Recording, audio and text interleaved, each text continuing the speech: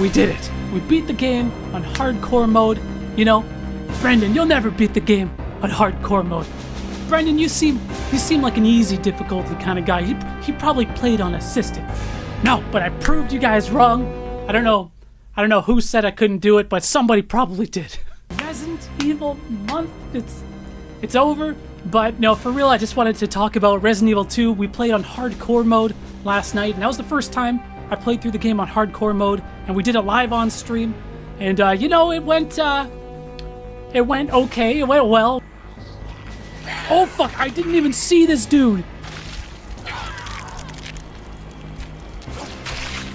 We beat it, we cleared it, and you know, when I first played through the game, I played on standard difficulty, and you know, I knew I wanted to eventually like do the platinum for the game, so I was gonna play it on hardcore mode. And I just wanted to make this video talking about it because it really was like a super different experience. For the record, I know there's probably a lot of like hardcore like elitists out there who think, oh man, you gotta play on hardcore. Hardcore should be the standard. You're a casual if you don't play on hardcore. You know, because you get the ink ribbons and like that change alone makes it feel a lot more like a classic Resident Evil game. But I'm of the mind that, you know, you can play this game however the hell you want, or any game for that matter. You know, when I was going for like the no healing trophy there, I did do a playthrough on assisted difficulty, and you know what? I actually kind of liked playing on the assisted difficulty. Like, it wasn't so insanely easy that I was like, I wasn't even trying. I think it was like a really like fair difficulty level, so honestly, play however the hell you want.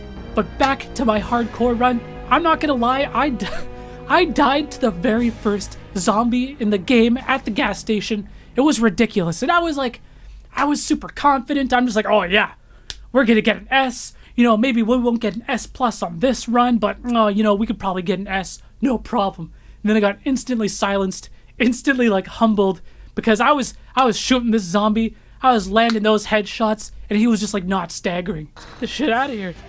No!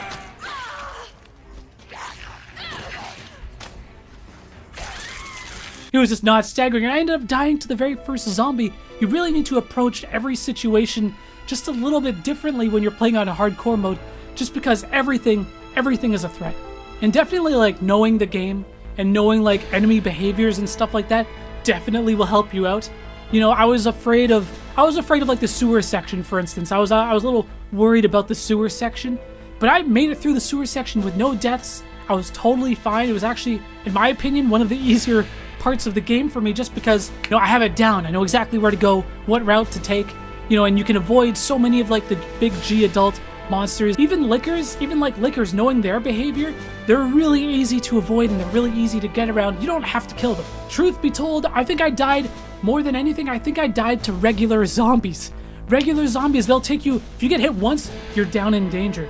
If you're in caution and you get bit by a zombie, that's it. It's over. There's basically no caution in the game, because if you get bit in anything lower than the fine status, like, that's it, it's over. So regular zombies are definitely like, I think, the biggest problem, especially like in the library and certain areas of the game where there's like a high concentration of zombies.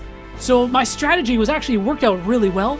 Most of the zombies I encountered in the game, shoot out their damn legs. It's brilliant. I didn't kill any of the zombies in the library. I just shot out all of their legs, and it worked out fine. The leg strats, I'm telling you. And speaking of Mr. X, you know, I really wasn't too worried about him, because I think if you know the layout and you know when he spawns and like when he triggers, you can kind of prepare yourself and ready yourself and have all of your objectives lined up before Mr. X spawns. But I was absolutely not prepared for how fast Mr. X walks in hardcore mode. He's so much faster, it's insane. Ooh, bitch!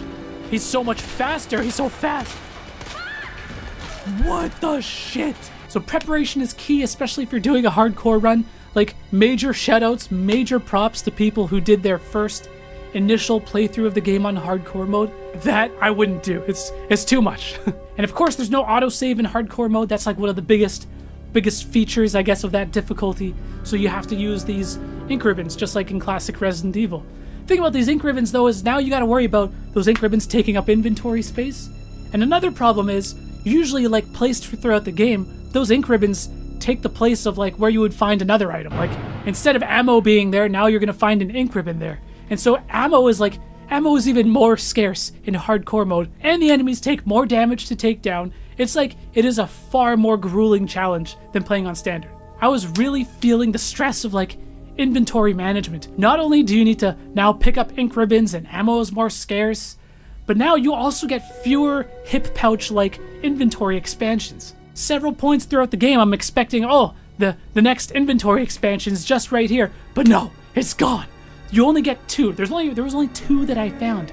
That's like significantly less. You're walking around with like 60% of your regular inventory capacity if you're playing on standard.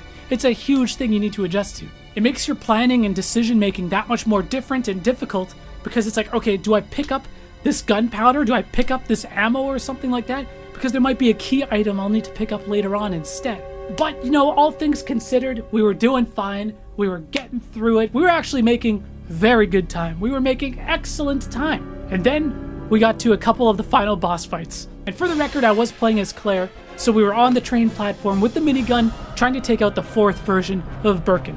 And this is the one where you have a 10-minute time limit, and you know, the minigun's taking up 2 inventory slots, and I'm using my grenade launcher, and my god, this dude is a goddamn monster.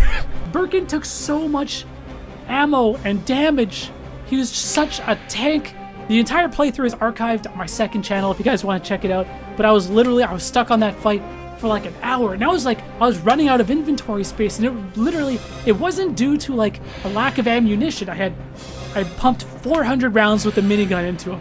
I had used like 25 grenade rounds, like 18 of those being acid rounds and like 7 flame rounds. And I was using my high-powered, souped-up SLS. And I'm just like, this guy is just not dying. He had so much goddamn health.